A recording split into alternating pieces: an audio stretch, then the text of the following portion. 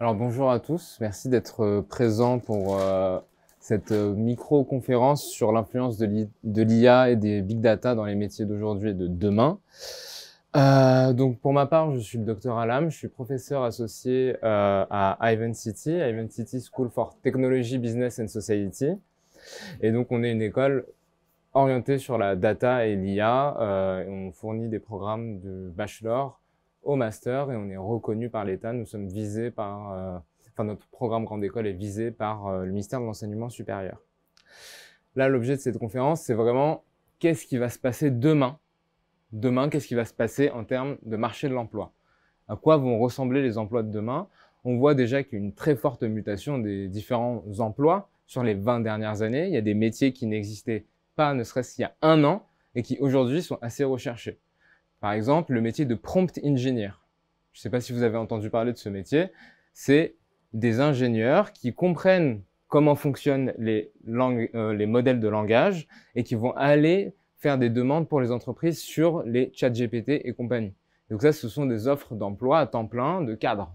Et donc, c'est des métiers qui n'existaient pas il y a un an, qui existent aujourd'hui. Et on va voir un petit peu quelles sont les perspectives du marché de l'emploi à 10 ans, 20 ans ensemble. Donc là, ce qu'il faut savoir, c'est que 70% des métiers, 70% des emplois de 2030 n'existent pas encore aujourd'hui. Ça, ce sont les projections du World Economic Forum. Et c'est assez intéressant de voir qu'en fait, finalement, aujourd'hui, on ne connaît pas les métiers de demain. On ne peut faire que des conjectures, et les conjectures, elles vont être basées sur les compétences qui vont être intéressantes aujourd'hui.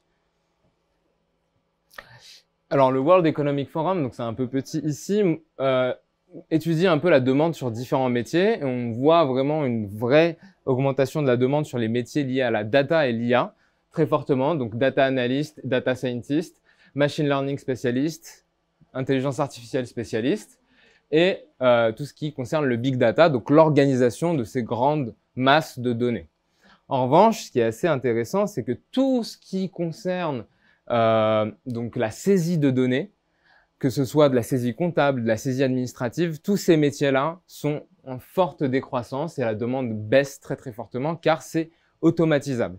C'est automatisable et ce qui est assez nouveau, c'est que maintenant on automatise également des postes de cadre.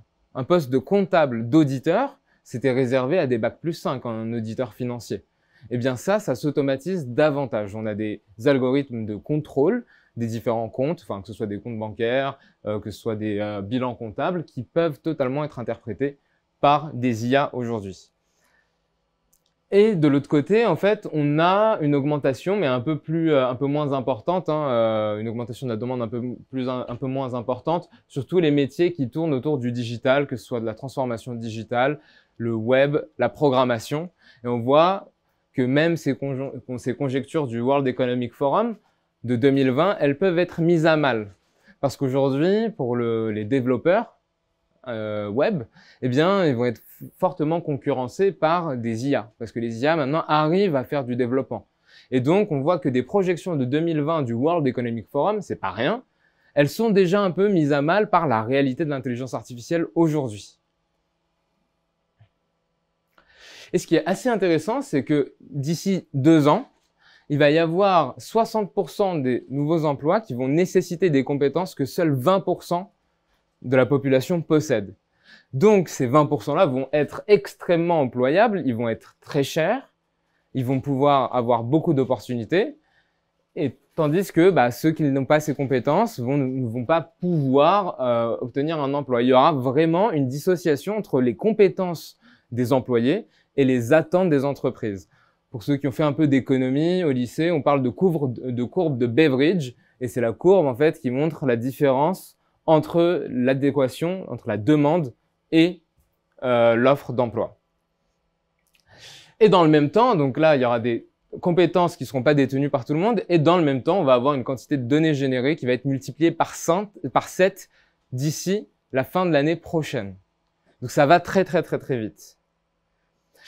Et donc, Alvin Toffler, qui est un sociologue américain très célèbre, nous explique qu'en fait, on ne peut pas faire grand-chose, tant sur le marché de l'emploi que dans la vie, si on n'est pas capable d'apprendre, désapprendre, puis de réapprendre. On est comme illettrés au XXIe siècle si on n'est pas capable de s'adapter. C'est ça que ça veut dire. C'est qu'il faut être adaptable. Et pour être adaptable, pour pouvoir s'adapter, il va falloir tout un tas de compétences, et notamment des compétences en soft skills. Il faut être capable d'avoir un esprit analytique. Il faut avoir une posture critique sur ce qu'on voit.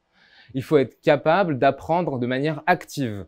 C'est-à-dire que quand je suis face à des informations, je les retiens et je les mets en perspective directement. Et donc c'est toute cette posture, c'est même plus en fait question de compétence, c'est une question d'approche. Cette approche-là va permettre de développer de nouvelles compétences et va permettre surtout de s'adapter.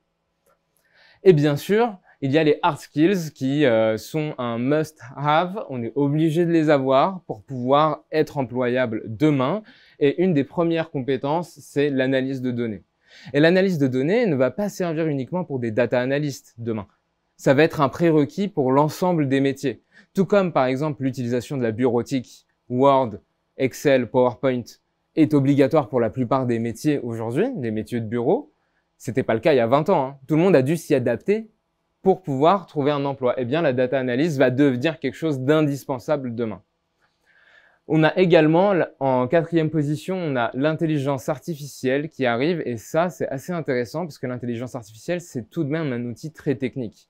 Aujourd'hui, tous les ingénieurs ne sont pas capables de fabriquer de l'intelligence artificielle. Il faut des fortes spécialisations pour fabriquer de l'intelligence artificielle. Mais là, ce que ça sous-tend, c'est être capable d'utiliser l'intelligence artificielle. Moi, en tant que prof, les étudiants, ils utilisent l'intelligence artificielle quand je leur donne des devoirs. Ils me rendent parfois des devoirs faits avec ChatGPT. Je leur demande de m'envoyer des lettres de motivation. Ils les font avec ChatGPT, certains, dans les candidatures. Ça, c'est une utilisation qui est quand même très mauvaise de ChatGPT parce que si moi, à titre individuel, je remarque que la personne a utilisé ChatGPT, ça veut dire que c'est quand même assez évident. Et donc, c'est pas assez approprié. Et l'utilisation de l'intelligence artificielle, c'est une compétence qu'il va falloir avoir. D'où, par exemple, le métier de prompt engineer, dont je vous parlais au début, qui est en essor. C'est-à-dire que l'utilisation de l'intelligence artificielle, il faut s'y préparer et s'y entraîner, et ça va devenir une vraie compétence. Et ce qui est assez intéressant, c'est qu'aujourd'hui, on prépare les étudiants à des métiers qui n'existent pas encore, qui utilisent des technologies qui n'existent pas encore, et pour résoudre des problèmes qu'on ne connaît pas encore. Ça, c'est pas tout à fait nouveau dans l'enseignement supérieur. On formait des étudiants agronomes dans les années 80, alors qu'on ne savait pas encore que c'était moins de notoriété publique qu'il allait y avoir des questions de dérèglement climatique. Et il fallait s'adapter. Ces personnes-là ont dû s'adapter sur le terrain face aux mauvaises récoltes, aux intempéries, aux changements de fond du dérèglement climatique. Nous, sur les questions plutôt technologiques, en fait, on va préparer des étudiants sur des technologies, sur des techniques qui ne vont plus exister dans 2 ans parce qu'elles seront remplacées par quelque chose de nouveau. Un autre langage de programmation, un autre type d'organisation de base de données, un autre outil de bureautique. Et donc, pour ça, en fait, il faut être capable de transmettre une approche dans l'enseignement.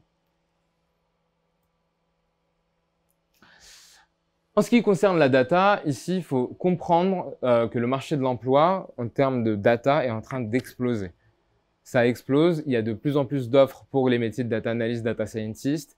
En termes d'IA, là, il y a un vrai goulot d'étranglement, c'est-à-dire que les entreprises n'arrivent pas à investir les métiers, les secteurs de l'IA parce qu'elles n'ont pas assez de personnes expertes en IA en ce moment. Et ça devient un enjeu stratégique. En plus d'être économique, ça devient un enjeu stratégique très fort. En Europe, l'Europe va devenir un leader mondial des systèmes d'IA. Parce que l'Europe a raté le coche des technologies numériques. On n'a pas de géant numérique en Europe, comme les États-Unis ont. Il me semble que la première capitalisation boursière du numérique en Europe, c'est Spotify. C'est très bien Spotify. C'est suédois, c'est très bien. Mais ça n'a rien à voir avec Google. Ça n'a rien à voir avec Apple. Et donc, l'Europe se rend compte qu'elle n'a pas envie de se retrouver derrière, de se retrouver comme une colonie numérique. C'est les termes de Xavier Niel, le fondateur de Free. N'a pas envie d'être une colonie en intelligence artificielle. Et donc, là-dessus, le gouvernement français, par exemple, s'est mis à engager 2,2 milliards d'euros pour doter la France d'une IA qui va permettre de briller. Et ça s'inspire du modèle américain hein, qui a investi énormément via ses universités dans les nouvelles technologies au début des années 2000. Et tout ça, en fait, ça rentre dans un écosystème global. Ici, je vous mets un petit résumé d'études de 3 gros cabinets de conseil. McKinsey, dont on a entendu parler très récemment, Accenture et le Boston Consulting Group, ainsi que le World Economic Forum.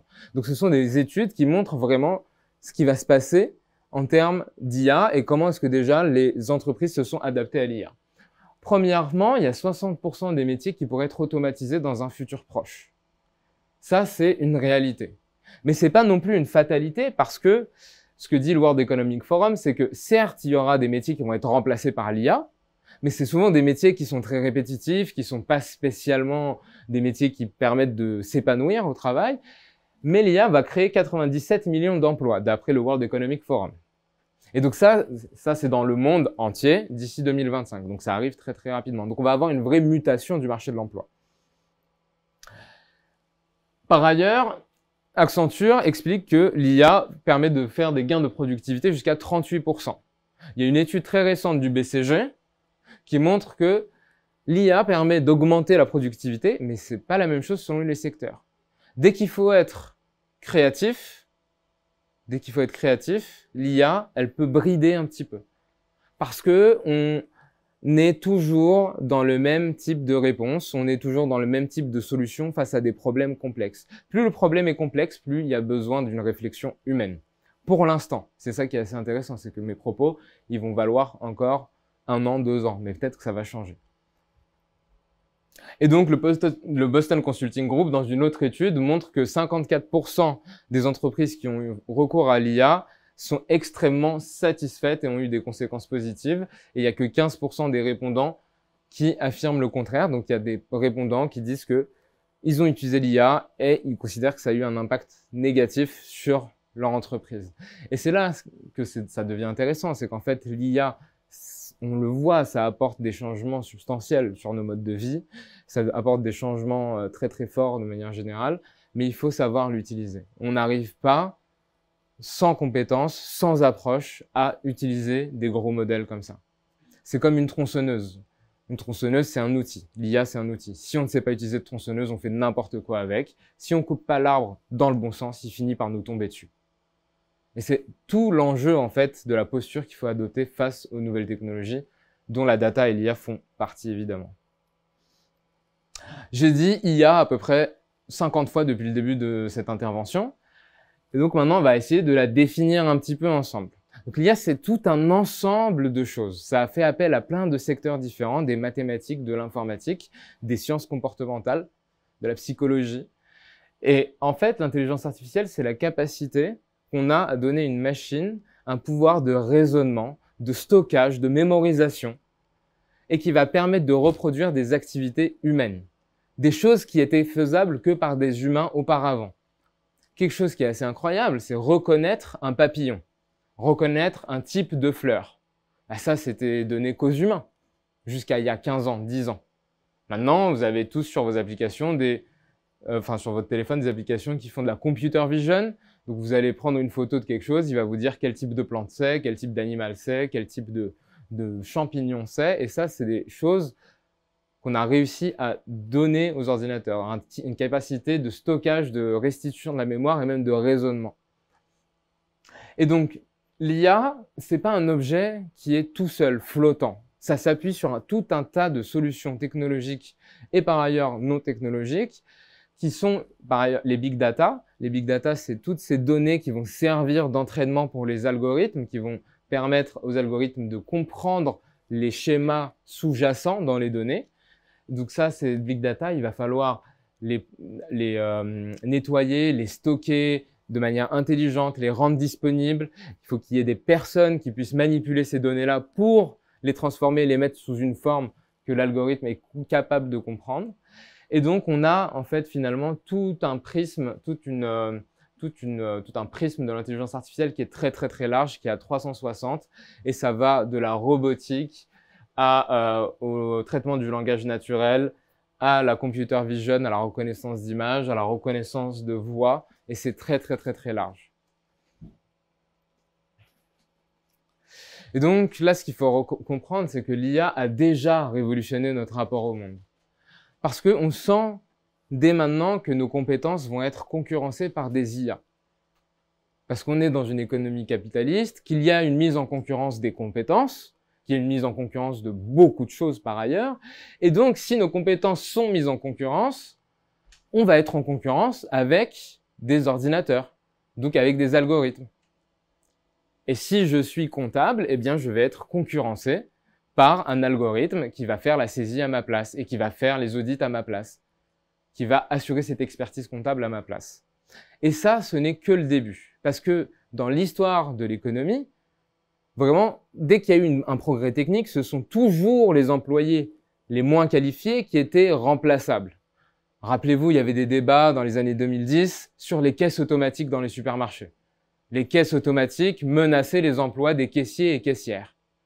Maintenant, ce sont les cadres qui sont menacés par l'IA. Mais comme je vous l'ai dit au début, c'est qu'il va y avoir une transition. On va changer de modèle. Les métiers qui vont être remplacés vont donner naissance à des métiers qui sont différents, qui nécessitent une approche différente, et l'IA va devenir un partenaire. C'est comme ça qu'il faut le voir. Et donc cette révolution, elle a commencé dans tout un tas de secteurs. Dans la santé, dans la reconnaissance vers la détection de potentiels désordres ou troubles psychiques, notamment ici le trouble autistique qui peut être détecté de manière précoce avec des imageries médicales. Dans le commerce, avec ces mini-robots qui vont transporter des colis extrêmement rapidement. Sachez que par exemple Amazon, donc là c'est pas que technique, parce que les robots vont vite, mais ils savent où aller. Et c'est là où c'est difficile, c'est savoir où aller. Sachez qu'Amazon développe une solution de livraison par drone. Et donc il y aurait un drone qui se baladerait, qui irait de maison en maison avec les colis et qui va esquiver le trafic routier. Dans les transports, on a tous l'exemple des voitures autonomes. Il y a eu des couacs dans le développement des voitures autonomes, mais on peut avoir des drones autonomes, on peut avoir des avions autonomes. Et donc tout ça, ça va changer fortement le volume parce qu'il ne va pas y avoir besoin d'énormément de pilotes. Et donc ça va aller beaucoup plus rapidement en termes de transition. Il y a des exemples, il n'y a pas que des exemples de nouvelles technologies qui vont révolutionner le monde, il y a aussi celles qui vont révolutionner notre usage d'aujourd'hui. Il y a des IA qui arrivent à détecter les impacts avant qu'ils se produisent et il y a des voitures donc, qui sont dotées de airbags extérieurs maintenant. Donc on va utiliser des airbags extérieurs et dès qu'il y a un danger qui est détecté, la voiture se met elle-même dans une bulle, ce qui permet de protéger les passagers. Dans le domaine de l'environnement, notamment dans le tri des déchets, par ailleurs, il y avait une vraie problématique, c'est qu'il ne pouvait être effectué que par des humains parce qu'il fallait réussir à détecter les différents types de plastique, si le plastique avait un emballage, et puis ça passe très très vite, il y a un tel volume de déchets que c'est compliqué de le gérer autrement que par des êtres humains à la chaîne. Et donc là, il y a des IA qui permettent avec des algorithmes de vision, qui permettent vraiment de trier très très très rapidement. Il faut savoir que la ville de Paris, par exemple, a investi dans une de ces technologies qui permet de faire passer plus de 2000 déchets à la seconde dans la même soufflerie. Donc en fait, il y a une espèce de soufflerie, les déchets passent et ils sont triés par une pale très rapidement parce que la caméra détecte tout de suite quel type de matériau ça concerne. Dans le domaine de la finance, alors là, ça va être une vraie révolution, la finance.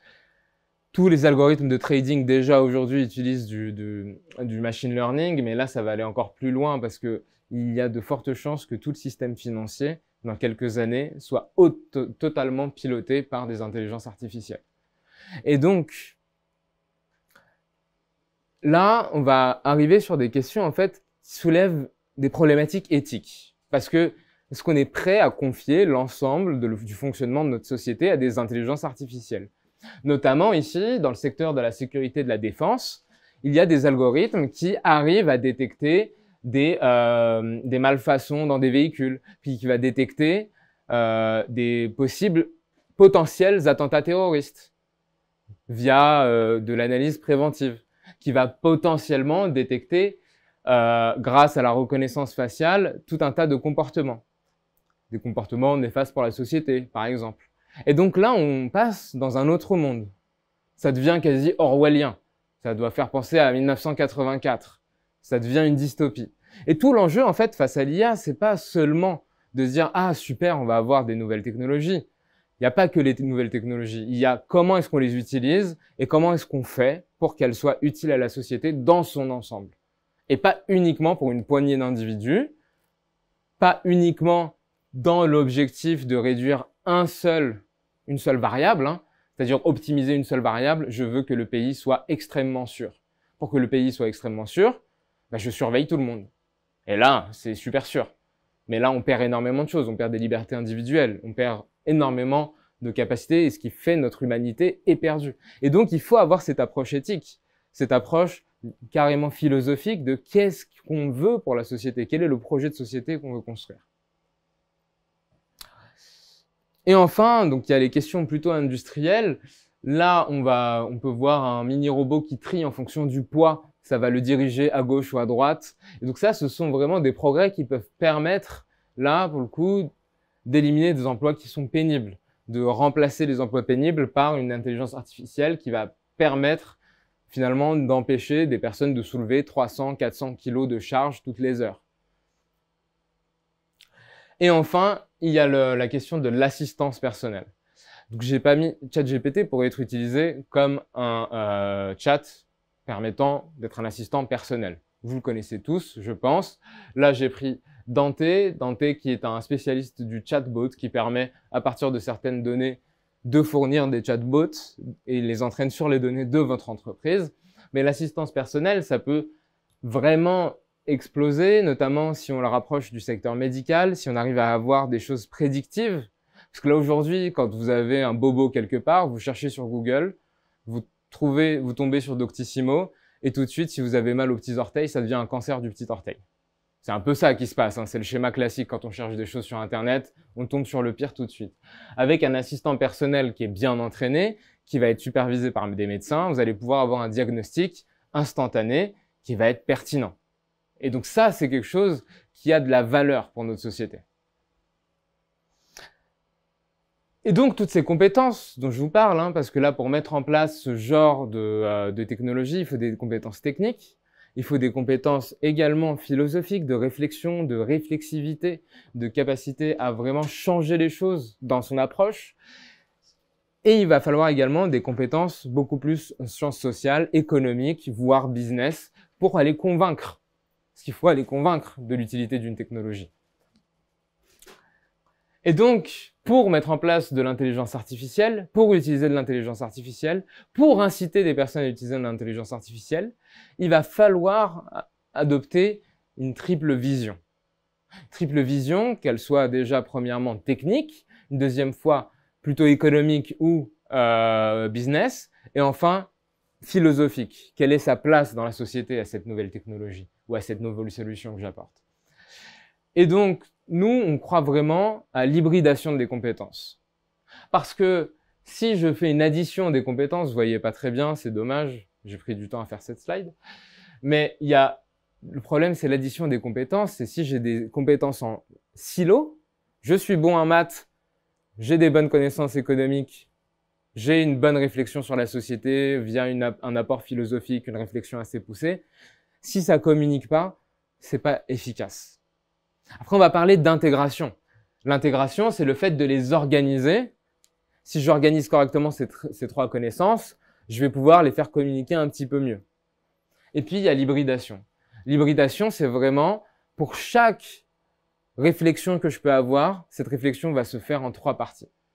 Elle se fait en trois parties. La première partie, ça va être les enjeux technologiques. Puis, il y aura les enjeux économiques, potentiellement, et les enjeux philosophiques aussi derrière, en termes d'éthique, de responsabilité.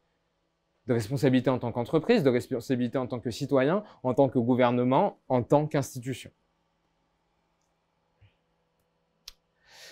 Alors, quels sont les métiers de l'IA? Parce que là, on parle beaucoup, on a fait un petit écosystème global de l'IA, l'évolution de l'IA. Là, quels sont les métiers de l'IA? Alors, nous, on les décompose en 5 parties. On part de la base. La base pour faire de l'IA, c'est la data. Et pour structurer la data, il faut des architectes et des managers qui vont réussir. Donc en fait, quand on dit data management, on parle de data management systems qui vont permettre de gérer comment on organise la donnée. Et donc, c'est une ressource, la donnée. Il faut la voir comme un minerai, comme du fer. Et donc, le fer, il faut que je l'organise. Il faut que j'organise correctement mes approvisionnements. Ensuite, après, vous allez avoir le data engineer qui va, pour le coup, gérer toute l'infrastructure de circulation de cette ressource. C'est un peu le logisticien de la data, le data engineer. Puis après, nous allons avoir les data analysts, les business analysts qui vont regarder ces ressources et voir ce qu'on peut faire avec. Et comment est-ce qu'on peut prendre des décisions avec ces différentes ressources. Il y a les data scientists. Les data scientists, ils vont venir s'occuper de la prévision principalement. Comment est-ce que je peux prévoir le futur grâce aux données du passé? Comment est-ce que je peux prévoir, en fait, finalement, quand on est en train de faire de la reconnaissance d'images, on fait de la prévision du futur. J'utilise des données passées pour analyser un objet dans le temps présent. Donc, à l'échelle de l'algorithme, on est en train de prévoir le futur. Et enfin, nous allons avoir les machine learning engineers. Alors, eux, ça va être un poste plutôt sur la fin de la chaîne, sur le benchmarking des différents algorithmes, savoir lequel est le plus performant, etc. Et donc là, il faut le voir vraiment comme une extraction de ressources, une livraison de ressources, une possibilité de produits grâce à des ressources, une fabrication de ces ressources, enfin de ces produits grâce à ces ressources, et de l'innovation sur ces différentes ressources.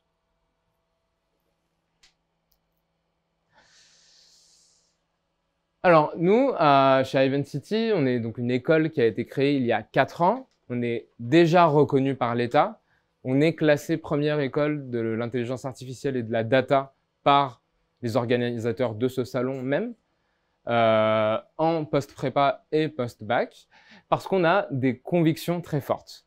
Notre première conviction, c'est que quand vous venez chez nous, c'est au moment où vous êtes accepté que vous êtes chez nous. C'est pas le jour de la rentrée.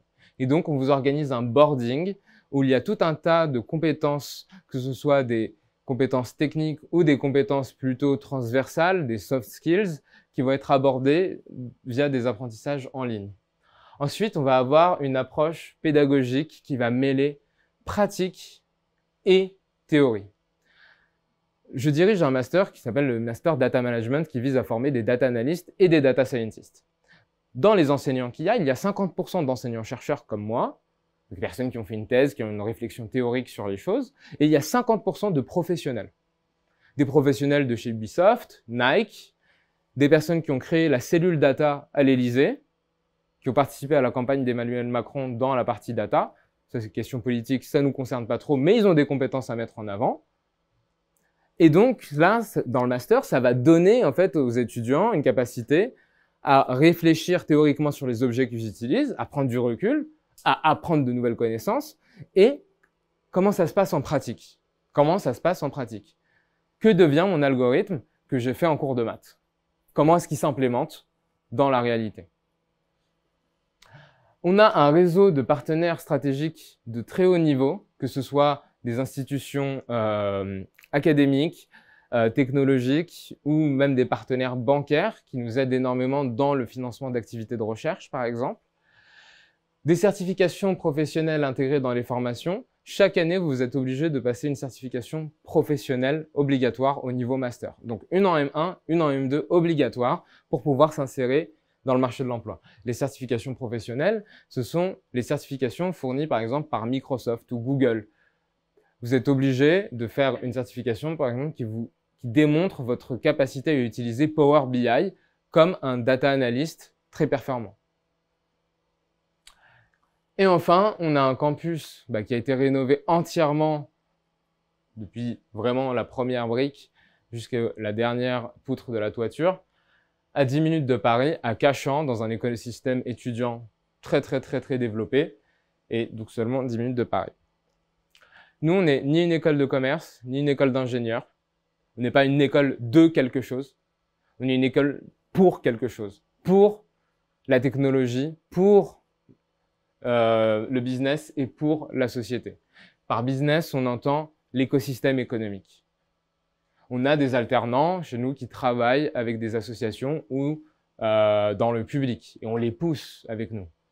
Parce que nous, notre enjeu, c'est vraiment la société. Comment est-ce qu'on peut avoir un impact positif sur la société? On prépare des futurs data analysts, data scientists et data engineers qui peuvent justement mettre à profit cette intelligence artificielle, ces data, pour une meilleure intégration de nos vies dans la société et pour nous faciliter la vie, pas pour nous créer de nouveaux problèmes. Et donc, on a un point extrêmement important chez nous, c'est l'employabilité. On veut que nos étudiants, une fois qu'ils ont trouvé leur alternance, par exemple, trouvent un emploi facilement. On les pousse, on a du coaching carrière, on a des experts, des DRH qui viennent les aider pendant toute leur scolarité pour s'intégrer correctement dans un marché du travail qui est parfois tendu. La diversité, nous avons des enseignants de plein de nationalités différentes et on a 30 nationalités chez nos étudiants. 30 nationalités, ça permet un échange culturel, de la diversité et ça permet de s'ouvrir. Et ça, c'est quelque chose qui est extrêmement important pour nous. Et enfin, on a des engagements pour l'avenir. Votre diplôme est garanti de mise à jour pendant 5 ans. Qu'est-ce que ça veut dire? Ça veut dire que quand vous venez en cours chez nous, vous allez apprendre des technologies. Vous allez apprendre un certain logiciel, par exemple. Vous allez sortir, 2 ans après, qu'est-ce qui se passe? Ce logiciel n'est plus utilisé. Cette technologie n'est plus utilisée. Ce langage de programmation n'est plus utilisé. Ben, vous allez être dans la possibilité de revenir en cours pour un cours, 20 heures par exemple, ou des cours en ligne pour réactualiser vos connaissances sur certaines technologies. Parce qu'on est dans un monde, on est sur un secteur, et je vous l'ai dit dès le début, il y a la plupart des métiers de 2030 qui ne sont pas encore connus. On ne connaît pas ces métiers-là. Et donc, les technologies pour lesquelles on vous prépare aujourd'hui, c'est un moyen de raisonner. Mais la technologie en elle-même, c'est pas la fin. Et donc, dans 2 ans, vous avez la possibilité de revenir, dans 4 ans, de revenir chez nous pour refaire les différents cours qui vous intéressent. Et on vous met à jour dans la blockchain, donc on a un certificat sécurisé qui met à jour votre diplôme et qui explique que vous avez actualisé vos connaissances sur ce sujet-là, chez nous. On a une multitude de partenaires, qu'ils soient académiques, technologiques, comme je vous l'ai dit, et également, on s'inscrit dans une politique de site. On travaille avec la ville de Cachan, avec l'Université Paris-Est Créteil. On fait énormément d'échanges en termes de recherche. Nos enseignants-chercheurs travaillent chez eux et les leurs viennent travailler chez nous. On a une centaine d'entreprises partenaires qui viennent chercher et sourcer des alternants chez nous et également des nouveaux employés chez nous. Et on a une relation de confiance qui s'installe très fortement avec eux. Là, c'est un petit résumé de ce que je viens de vous dire sur les enseignants. On a 50% de professionnels, on a 75% de docteurs. Tous nos enseignants-chercheurs sont docteurs. Certains professionnels sont également docteurs quand ils viennent donner cours chez nous. Et ils ont préféré, au lieu d'aller faire de l'académique, d'aller dans l'industrie. Et on a 10 nationalités différentes dans notre corps professoral. Notre école, donc, elle est classée première par les classements Eduniversal en data et IA, que ce soit le programme bachelor que le programme post-prépa. Ici, c'est un salon de master, donc je vais vous présenter les 3 masters que l'on possède au sein de notre école. Il y a le master data management qui est en 2 ans, on rentre en M1, on peut également rentrer en M2 si on a fait un M1 approprié auparavant. Il est en alternance ou en formation initiale, en français ou en anglais. Ça prépare au métier de data analyst, business analyst, data scientist et data manager. C'est un master en 2 ans. Nous avons le master data engineering qui est 100% en anglais. C'est un master de surspécialisation. Souvent, on va avoir des étudiants qui sont par exemple très très forts en informatique qui viennent finir leurs études chez nous en data engineering. Ça prépare au métier de data ingénieur et data architecte. Et enfin, on a un MSc plutôt exécutive. Donc, c'est le AI for Business et qui vraiment prépare au métier de data scientist, mais plutôt pour des cadres qui travaillent déjà. On accepte des alternants quand ils ont un grand parcours derrière eux, des alternants qui ont travaillé mais qui ont décidé de reprendre leurs études. Ça, d'accord, mais c'est plutôt pour les exécutives. Donc merci beaucoup pour votre attention. Je suis à votre écoute. Et bien sûr, nous avons un stand ici où vous pouvez venir discuter avec nos équipes admission, poser des questions pour la suite.